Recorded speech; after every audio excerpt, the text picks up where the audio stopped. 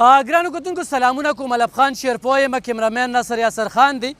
تاسو په دې پیښور کې غټ غټ بورډونه ګورئ، سیټي هاوسنګ هغه ځای کې موجود یو چې دلته کې یو خوړ دی وله ده او یو ډېر غټ سیسټم چې کوم دی نو روان دی.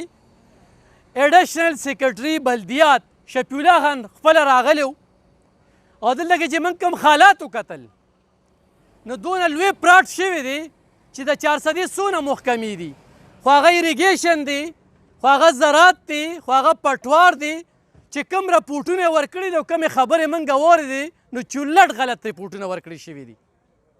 هر څه فاینل شوي دي، د بلډینګ دپاره هم هر څه شوي دي، سړکونو لم شوي دي، کوم سکیچ چې تیار شوي دي په هغه سکیچ کې هم پراټ شوي دي او دونه خدای ړانده کړي دي لکه نن چې اوس په 500 باندې به پایار کېږي او یو د ټیمې خلکاران چې کوم دي 4 پکې سسپینډ شوي دي، برخاست شوي دي، پکې برخاست خو نه دي خو سسپینډ شوي دي. نو په هغې کې اوس د پړانګو پولیس سټیشن چې کوم دی په دې کې به تر 500 پورې اف آی آر کېږي او په څو کسانو پکې اف آی آر شوي دي او نور پکې نامعلوم دي. یو غټ پراجیکټ راغی 400 چې کومه ده هغه ټوله دغه سوسایټي او د پراټ ښکار شوي ده. دلته کې چې څونه دي ګورې معلومات کوي. دا راجا محمد توران، زین شاه سیب حسن بنگش او رانا حمزه او سفیان. د دې انتقالات چې کوم شوي دي نو دغه انتقالاتو کې هم مسله ده، خو چیف کوم سیکرټري چې راغلو انتخابي قابله چې چا هم ورته صحیح جوابونه ورنه کړل.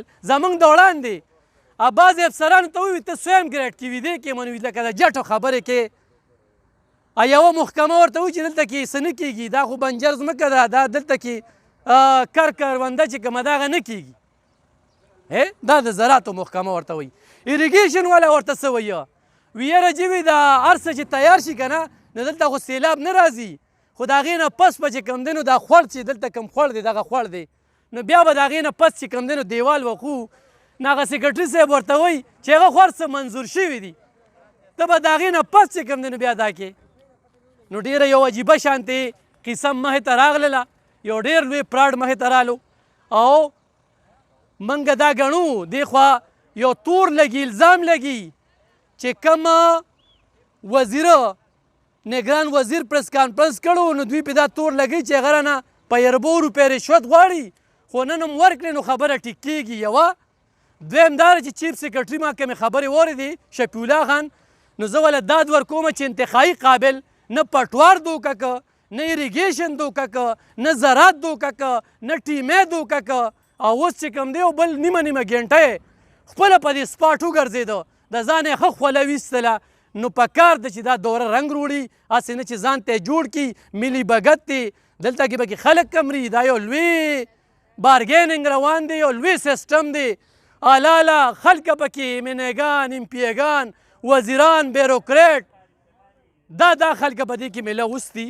نو دا ما چې څه ولیدل څه مې وکتل نو یقینا ګرانو کتونکو چې دې کې چا انویسټمنټ کړی دی یا چا به کې غشتل خرڅول کړي دي نو تر دې وخته پورې چې کوم دی نو دا حالات ډېر زیاته عجیبه دي. هغه موږ د چیف سیکرټري د خولې نه واورېدل. انشاءالله نور ډېر معلومات دي بیا به در سره پرې خبرې کوم. مننه، خوشحاله.